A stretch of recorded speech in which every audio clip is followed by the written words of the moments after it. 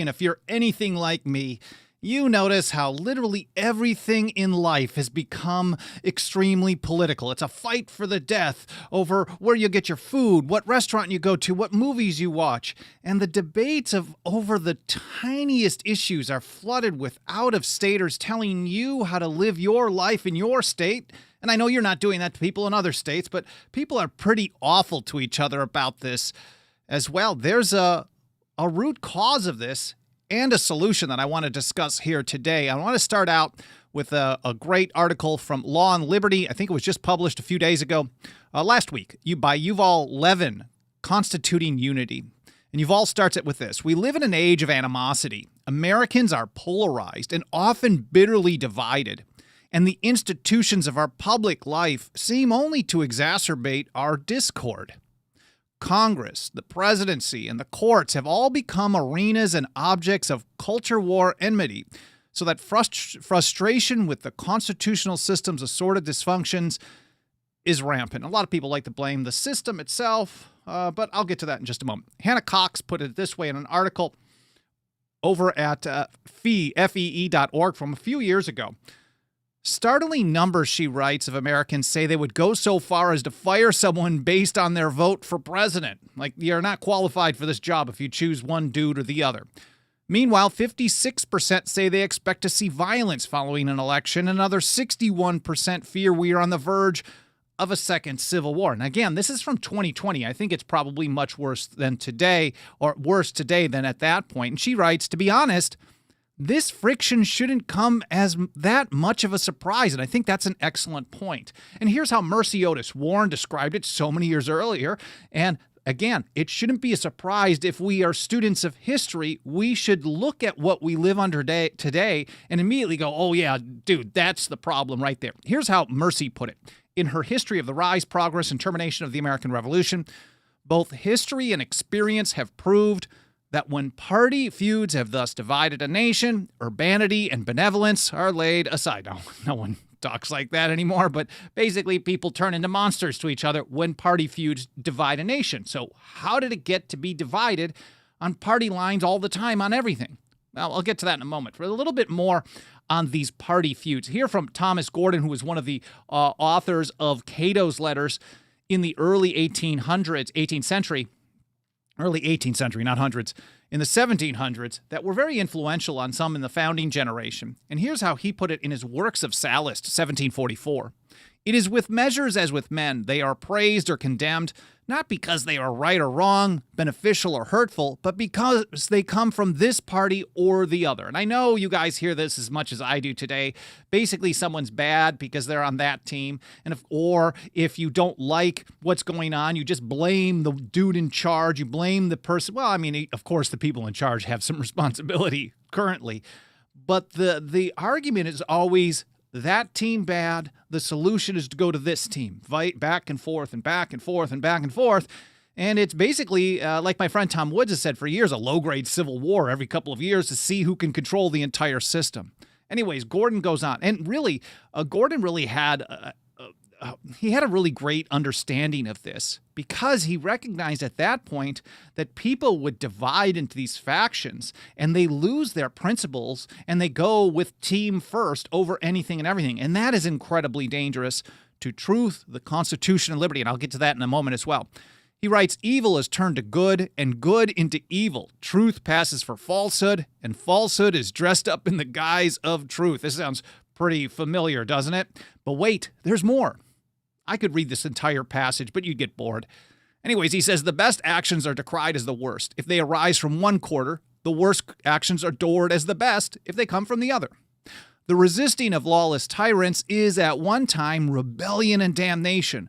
To rebel against the most lawful authority is at another time duty and glory. So basically, people flip things around back and forth and back and forth. And this is part of why I think Noah Webster, some years later, observing the French Revolution in 1794, the Revolution in France was his paper, he pointed out that nothing is more dangerous to the cause of truth and liberty than a party spirit. Because if you think faction first, you think team first, you don't really think in an honest fashion at all. And when you do that, of course, you're always going to be supporting more and more power over time. I did an episode covering Noah Webster's arguments, but others as well. Faction is death to liberty, that I will link to in the show notes. I'll get to that in a moment as well. So the question is, what leads to these party feuds? What's the root cause? What's the cause of people here in California being so worried about what happens in Florida? I mean, let Florida be Florida. That's the whole point. I mean, you don't have to like it, but it's about really trying to control it. And what's the cause of people in Connecticut being concerned about what happens in Texas or in vice versa even? Really, Yuval has a little bit of insight here over at Law and Liberty, lawliberty.org. But how can we act together when we don't think alike? You've got this huge union of states, and people are calling for unity. And you have to recognize that there's a huge diversity of political viewpoints. So how can you have unity when there is so much diversity in thought? The United States Constitution, he writes, is intended in part to be an answer to precisely that question.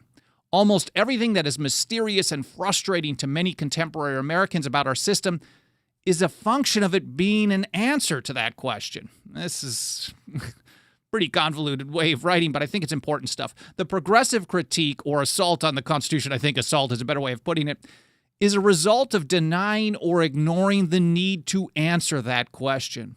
And a great deal of the dysfunction in our contemporary political culture is a consequence of failures of constitutional practice that stand in the way of putting the Constitution's answer to that question into effect. Whoa, okay, let's go back to George Washington. And here's how he put it. This is in his farewell address, September 19th, 1796, originally drafted in 1792 by James Madison under Washington's direction, revisited by Hamilton in 96, when he finally decided to call it quits. He said, "It is important, likewise, that the habits of thinking in a free country should inspire caution in those entrusted with their respective constitutional spheres, avoiding in the exercise of the powers of one department to encroach upon another.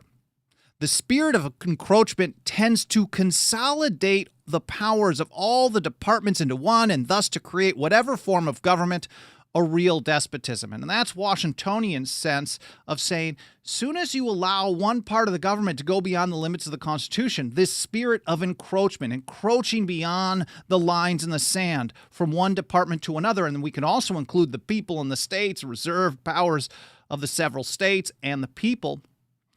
When you do that, you have consolidation or centralization of power. He said, "A just estimate of that love of power and proneness to abuse it, which predominates in the human heart, is sufficient to satisfy us of the truth of this position." So he's pointing out that we end up getting this faction-first mentality is what he's leading to with consolidation. It leads to a despotism. I'll get to that in a moment, but I want to mention that all these source documents and articles that I'm mentioning in this episode, you're going to find over in a blog post in a couple of hours after I'm done with this live stream over at 10thamendmentcenter.com/path-to-liberty. It's all spelled out. And there you're going to find all the different platforms we're on. And if you scroll down on the individual blog posts, you'll find a show links section. So you can be like, Bolden, where's that link on that article from Fee or from Law Liberty? It'll be there because I will include it so you can read and learn more in context on your own time. I want to take a look over on live chat and say a quick hello to everyone who's out there. I appreciate you being here, whether this is your first episode or you've been here for every single one since day one. Sheraton Farmer, Kirk Morrison, Dixie Strong, Jamie, M. Gabriel, Lonnie Hall, Bjorn, Czar. Great screen names. Czar the proprietor. Larry Clark. See who else is in here. I know I'm skipping over. I'm scrolling fast through this. Leslie, good to see you guys all here. I really appreciate it. And again, 10thamendmentcenter.com/path-to-liberty is where you're going to find the blog post for this episode in a couple hours. Let's get over to back to it. George Mason talked about this consolidation and the problem of trying to manage an entire country with a wide range of viewpoints. Here's how he put it in the Virginia Ratifying Convention. Is it to be supposed that one national government will suit so extensive a country, embracing so many climates and containing inhabitants so very different in manners, habits, and customs? Now, he's not talking about the weather. He's not talking about climate change. He's talking about different viewpoints. The people of the time, even at that time, had such a huge difference of opinion on things. There's a great book, I'm not sure if it was a book or an essay by the late Pauline Maier that discussed the relationship, the friendship between Samuel Adams and Richard Henry Lee, the wealthy kind of plantation family of the Lees, and how they were so different, but yet based on principles, they could be great friends. But there was a wide range of social, economic, political, and religious viewpoints even at that time. And John Adams, when he talked about the real American Revolution, the revolution in thought that went from 1760 through 1775, before the first shots were even fired at Lexington Concord, he's like, this is 13 clocks striking as one. This was so rare in history to get all these different climates, these viewpoints together as one. So, and that's what George Mason is warning about. That's not something that works real well. Generally, that doesn't play out. You can't try to have a national approach that forces one way on everyone and everything on every issue. That is a bad choice. And he was warning that that was going to happen even with just the proposed Constitution, not the bastardized version that we live under today. He said, it is ascertained by history that there never was a government over a very extensive country without destroying the liberties of the people. And Hannah puts it this way, Hannah Cox over at FEE. She said, have you ever marveled at how different we are? Or really contemplated the sheer number of ethnicities, nationalities, religions, cultures, or backgrounds represented in this country? Before even considering political ideologies, our country is filled with people whose lived experiences, belief, and customs are radically different. I mean, she talks about visiting California for the first time here in this article, and I remember, and now mind you, I grew up in Wisconsin, but most of my adult life, since my very early 20s, I've lived in Southern California, and so sometimes when I travel, I always make a joke when I do a speech. I said, oh, back in my country of California, we do things like this. And people will often laugh about that. But it really, if we don't start thinking of these free and independent states connected in a union, a voluntary union, as really their own country with their own histories and cultures, we're really missing an important part of what needs to be done. And here's how Hannah put it. As someone who grew up in the South, visiting California for the first time felt like visiting another country. It felt like it when I first moved here from Milwaukee as well. The way they talked, the foods they ate, their clothing styles, all were radically different from where I grew up in Kentucky and Alabama. So really, if you want to try to have a one-size-fits-all approach on social issues, on economic issues, and then she's not even getting into the political part of yet, religious views. Of course, people are going to try to get their way on everything. The person in Alabama or the person in New York State or New York City is going to try, like if their only way to get what they want politically is to use the central government in Washington, D.C. and force it on everybody, people seem very willing to do that. I think a vast majority of people are willing to push for that. Now, I wouldn't. I don't have any interest in that, but I think that's pretty rare. And I've got a lot of other flaws. This one, definitely not. But let's get back to George Washington. And he put it this way. As a result of trying to centralize power, you don't end up with freedom, really. You end up with factions. And he said the alternate domination of one faction over another, sharpened by the spirit of revenge, natural to party dissension, which in different ages and countries has perpetrated the most horrid enormities, is itself a frightful despotism. So to George Washington, the idea of back and forth and parties going after each other with a spirit of revenge, again, this all sounds very familiar. Sounds like he predicted it, but no, he just understood history. He said that on its own is despotism. So that's what we live under today, according to George Washington. He says, but this leads at length to a more formal and permanent despotism, a more centralized power, because the only way you can get your views pushed through then is to consolidate over time, and it gets worse and worse and worse. We live under the largest government in history, and I'm sure they can consolidate even more. They want to make everything uniform, and then again, it's just a fight over who's going to control what that uniformity is all about. He said, the disorders and miseries which result gradually incline the minds of men to seek security and repose in the absolute power of an individual, and sooner or later, the chief of some prevailing faction, more able or more fortunate than his competitors, turns this disposition to the purposes of his own elevation on the ruins of public liberty. And Yuval has a great example of where we can really see this ramping up And of course, it's always been there. If Washington was talking about it, if Cato, Thomas Gordon of Cato's Letters and his works of Sallust was talking about it in 1744, if Mercy Otis Warren was talking about it in her History of the American Revolution, this was something that the founding generation and the precursors to that really, they understood. They saw it playing out. But for some reason, people are completely ignorant of this today.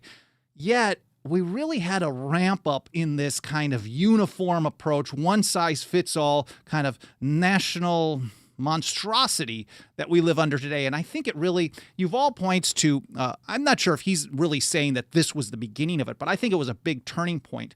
The early 20th century, the Wilsonian progressives, Woodrow Wilson, Yuval writes, thought that the parts of a system of government and indeed the various institutions of a society had to all work together, guided by the same vision and pulling in the same direction. And that certainly is the progressive view on virtually everything. I see that in the so-called conservative view on their approach as well. A lot of times it's forced their way down everyone's throats. We've lived under that for many issues for many years, but I think in some situations it is less. Certainly they're willing to go with a federalism approach, but then again, the left has gone with the federalism approach on the war on drugs. It just, ultimately, there's centralization is the general goal. And I think most people, when it comes to the establishment, left and right and center, have really gone to the Wilsonian progressive approach on everything.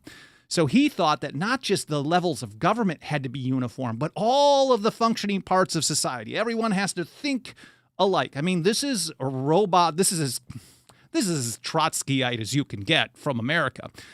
And he said, Yuval writes, and this meant that separating powers and setting interests off against each other made no sense. And he wrote a book that discussed this as well. Wilson said, quote, no living thing can have its organs offset against each other as checks and live. On the contrary, so he's really attacking the Constitution's system of checks and balances. He wants, basically, he's looking for kind of a form of a dictatorship, really. No living thing can have its organs. And of course, he's saying that the Constitution is a living, breathing document that changes over time, despite the fact that this means it's arbitrary power, and arbitrary power was listed as one of the grievances in the Declaration of Independence. People just threw that out. Who cares? We've got this progressive view, and we want to move forward, and Wilson's our man. He's our hero. And this is really the approach that I think most people take today. No living thing can have it, I'm going to read this again, have its organs offset against each other as checks and live. On the contrary, its life is dependent upon their quick cooperation, their ready response to the commands of instinct or intelligence, their amicable community of purpose. He saw society as one living thing, not an assemblage of living things. We're not individuals. We are just part of a wheel.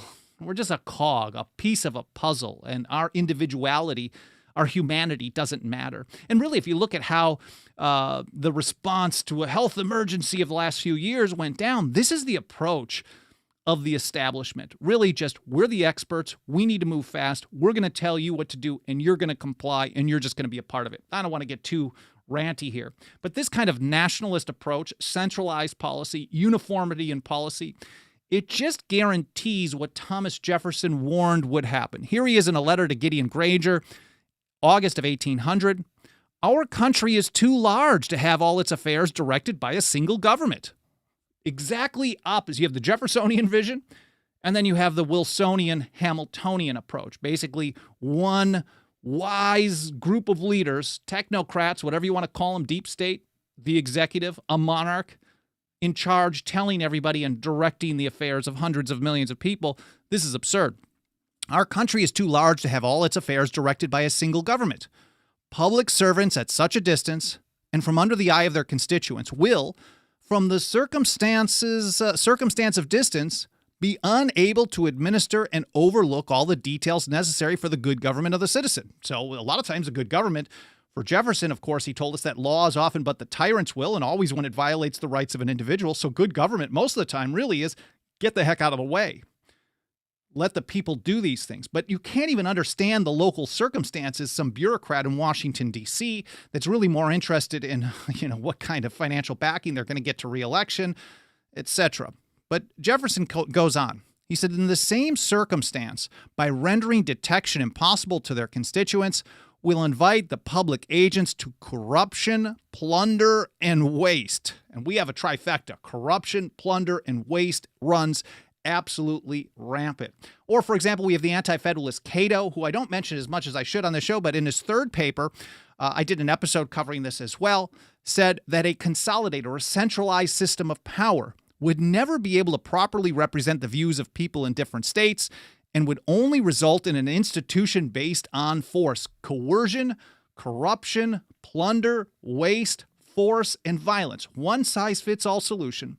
Over 50 states, hundreds of millions of people with a huge range of political, economic, social, religious viewpoints. The only way you can live in peace is to allow people to live their own way in their own area, and they can fight it out on a smaller scale on a state level and then maybe decentralize to a county and city and town individual level. Ultimately, the goal is to advance individual liberty. But really, they recognized at the founding that centralizing one-size-fits-all solution would lead to a faction-first mentality and a government based on violence. I mean, maybe that's redundant in and of itself, but the more government you have, that means the more violence you have as well. Here's from Hannah Cox again. We now have a gigantic federal government that involves itself in everything from healthcare to education to marriage to social media. This is the root cause of our division. I don't see this cited by many people. Awesome job by Hannah, striking the root, recognizing the issue at hand. When you have a one-size-fits-all solution on anything and everything, people will fight to the death, really, ultimately, eventually, in order to get their way. And the only solution, if centralization is the problem, the solution then is to decentralize. She said, when another person's vote has the ability to wield enormous power over your life and make sweeping changes in your community, that is going to lead to more than hostility. In fact, it is unsustainable and could eventually lead to a breaking up of our country. Now, okay, some people might see that as a positive, but if consolidations, again, give us factions and fighting, or vice versa, factions and fighting give us consolidation, and round and around and around we go. That's really a chicken versus the egg thing. The key is to decentralize. So even if there is still factions and fighting, the impacts of that are reduced in geographical scope. They don't have the same financial resources to steal from the whole world to rip people off and to try to force their way on people. And here's how you've all put it. Reformers of American federalism, for instance, should look especially to disentangle state and federal governance as far as they practically can. I mean, that's a soft way of putting it, but basically, stuff reserved to the state. James Madison told us in Federalist 45 that the powers delegated by the proposed Constitution to the federal government would be few and defined. Those reserved to the states and the people would be numerous and indefinite. So almost anything that involves anything, almost everything, if there's going to be government involvement, it should only be on the state level. And then state by state, they can decide how socialist garbagey they can be or more free market and freedom oriented they can be. And we can see the way people learn that one way is right or wrong is by watching it play out in practice. There's no way that humanity can move forward if you continue having this approach that we live under right now. Anyways, Yuval points out that the unifying potential of federalism is rooted in its capacity to reduce the quantity of divisive questions that need to be resolved at the national level and to provide some space for a diversity of answers to such questions in the forms of different individual choices and communal practices.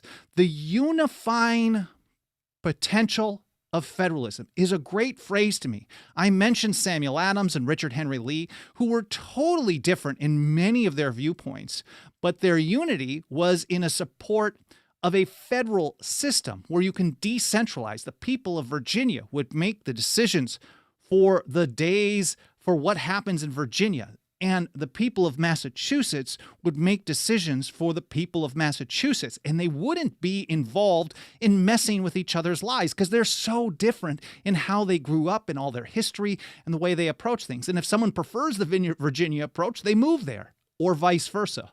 And that's how you can actually have unity, even though you have such a huge range of different viewpoints, and especially more so today. The people of Montana are so different than the people here in California. Even though I hear from my friends in Montana, don't tell anybody how nice it is here, because all your California people have been invading. I know I've heard that about Boise and Idaho a lot, but that's just a funny side note. So this is a unifying potential of federalism and decentralization. And here's Samuel Adams in a letter to Elbridge Gerry, pointing out that centralization of power is what destroys everything. I am fully persuaded. Again, the reason for Samuel Adams of pointing this out is because there is such a wide range of viewpoints. I'm fully persuaded that the people of the United States, being in different climates, of different education and manners, and possessed of different habits and feelings under one consolidated government, cannot long remain free or indeed under any kind of government but despotism. And he's basically saying it doesn't matter what the system is. As long as you try to have a one-size-fits-all approach for people with such a wide range of views, you're going to end up with total tyranny. Mike Meharry sums it up like this. The behemoth in Washington, D.C. will continue to grow until people begin to reject the notion of monopoly government, centralized power. And I think this kind of partisan bickering over everything under the sun, people giving up friends because they have a view on this or a view on that, or they made a comment about some issue that happened in another state. The mentality is really, really combative at every turn. Of course, right from the beginning there, I cited Mercy Otis Warren saying this is exactly what happens. But this is going to continue to get worse until people recognize the source of the problem, and that is centralized power. And Mike says the first step, I love this, quit calling the 202 area code, pretend D.C. doesn't exist, concentrate your effort on state and local action, and work to nullify the feds into oblivion. That's an excerpt from his great book, Our Last Hope, Recovering the Lost Path to Liberty. This is the kind of message we work very hard every single day to get out to more and more people, and absolutely nothing helps us get that job done more than the financial faith and support of our members. We roll up our sleeves every single day, standing for the Constitution and liberty, teaching people how to defend both when government refuses to do so, which is constant. And you can join us for as little as $2 a month. You got a couple of bucks of that dirty government fiat that they keep devaluing every single day, every single year. Throw it our way over at 10thamendmentcenter.com/members. We will put it to extremely good use. Again, 10thamendmentcenter.com/members. While I have a couple more minutes, let me take a look over in the live chat and see if there's any comments or questions that I can get back to. I see Joseph Bonamolo joined us, or maybe I missed you earlier. Appreciate it. M. Gabriel says this should be in middle school civics. No, yes, it should be. No, we don't learn anything in government-run schools other than government is the solution to everything, really. Ultimately, we learn battles and dates, a bunch of stuff that really doesn't have an impact on anything. We learn that the Supreme Court decides everything. We basically live under an oligarchy. They don't teach us that. They teach us that freedom is sitting around and waiting for the government to tell us what we have permission to do. So the government-run school system is a serious problem. I love how people are mentioning country. I know I talked about my country here of California. Dixie Strong says, you've got a beautiful country, Kirk. That's South Carolina. My country is Alabama. Of course, Patrick Henry took this approach. He was a Virginian first. That doesn't mean we can't look at ourselves as American, unified for certain limited purposes. We can also be friends with anyone on earth because we're all humans. But we do have a very unique cultures in these 50 states. And why not embrace our cultural identity in that way and move forward with a different approach than what we have now, which is just constant hatred and fighting. Anyway, seeing if there's anything else that I've got that I can scroll through. There's a comment from Kirk talking about how before the war between the states, the war of northern aggression, the Civil War, whatever you want to call it, you'd hear things like the United States are, or we would see things like these United States. We don't see that too often. And when I mention it or put it in a post or mention it in a speech or something, people always seem a little uncomfortable. These United States. It really points out that it's not a singular blob of a country, a national government where everything is dictated from on high. Instead, it's a union of independent sovereign states. That's another conversation. Mike Meharry does a lot of writing on that. Brian McClanahan is also really awesome. My buddy Joe Wolverton over at the New American is really good on that conversation as well. But I will look through the chat a little bit more later today and tomorrow. Please do continue leaving comments, whether it's live or in the archive. That does help trigger the algorithm of these platforms and tells them to show us to more people. You can also review us on Apple Podcasts, subscribe, get notifications, etc. You know all the stuff. And don't forget our membership program, 10thamendmentcenter.com/members. I hope you enjoyed the episode. I hope you're having an awesome day, and I hope to see you next time here on the path to liberty.